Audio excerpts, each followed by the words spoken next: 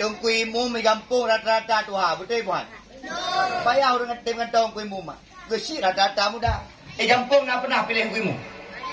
Pilih gesik nak pernah?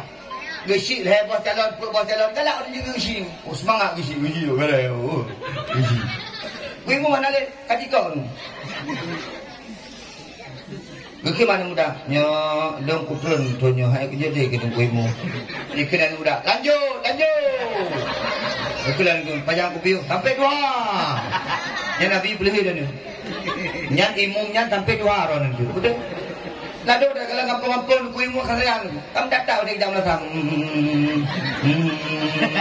Digejak sebah diuji prep-prep. Di imum ya becut gum. Di gebang serau pelimang kakak bang. Akbar diuji prep kuinya tinggal ban kalau di kering nantuk panam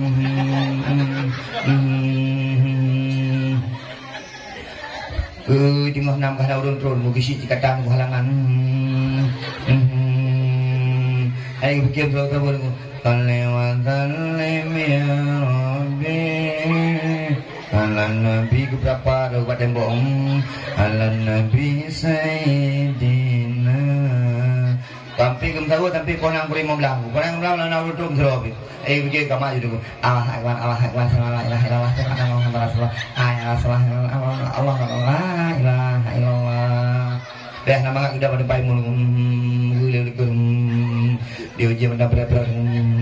Ya nunggu. Tuhan Tuhan tunggu. Allah Akbar. Bismillahirrahmanirrahim. Di kampungnya naurun tua ada Bang Usmanan tu. Di Bang Usman tu gejak ada baju tu. Sedemah. Ino nabi tu. Hai Bang Usman ada kampungnya. Napa lu mentang Usmanan tu. Umat ron. Di Bang Usmannya gejak baju tu. Ikutnya nak ya apa babi tu.